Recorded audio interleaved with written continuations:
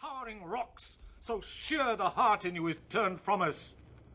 But if you are drawing back from some prophecy known in your own heart, then send me out at least. Let the rest of the Myrmidon people follow me, and I may be a light given to the Danaans. Give me your armor to wear on my shoulders into the fighting, so perhaps the Trojans might think I'm you, and give way from their attack, and the fighting sons of the Achaeans get wind again after hard work. So he spoke, supplicating in his great innocence.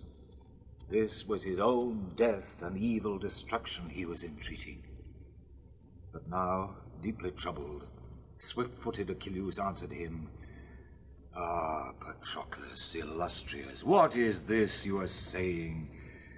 I have not any prophecy, but this thought comes as a bitter sorrow to my heart and my spirit. When a man tries to foul one who is his equal, to take back a prize of honor because he goes in greater authority, this is a bitter thought to me.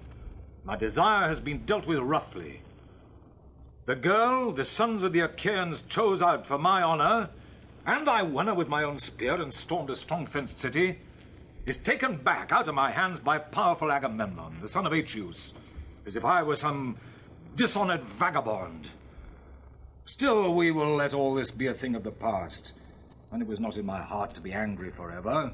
And yet I have said I would not give over my anger until that time came when the fighting with all its clamor came up to my own ships.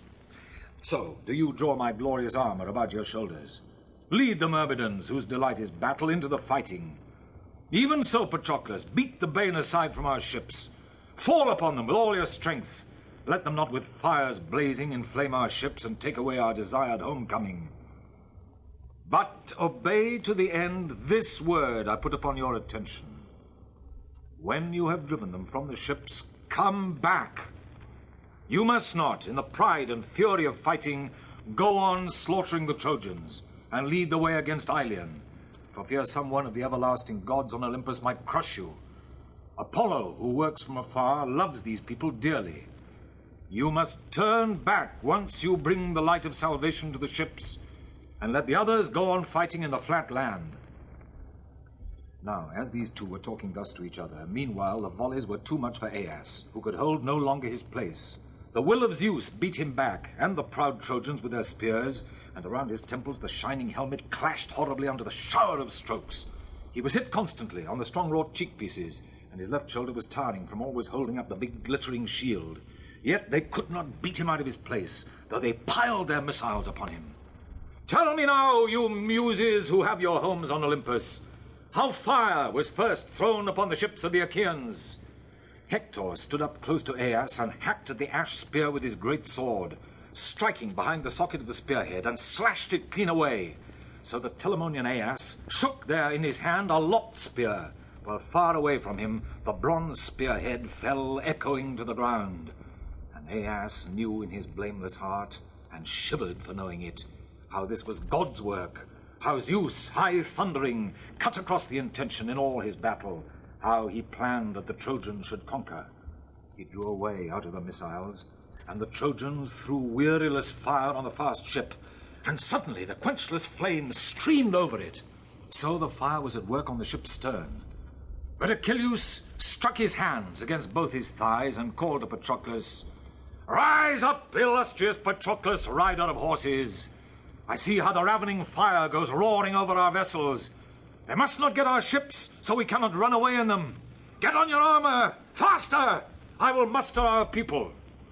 He spoke, and Patroclus was helming himself in bronze that glittered. First he placed along his legs the beautiful greaves, linked with silver fastenings to hold the greaves at the ankles. Afterwards he girt on about his chest the corselet starry and elaborate of swift-footed Aeacides. Across his shoulders he slung the sword with the nails of silver, a bronze sword, and above it the great shield, huge and heavy. Over his mighty head he set the well-fashioned helmet with a horsehair crest, and the plumes nodded terribly above it. He took up two powerful spears that fitted his hand's grip. Only he did not take the spear of blameless Aeacides, huge, heavy, thick, which no one else of all the Achaeans could handle, but Achilles alone knew how to wield it.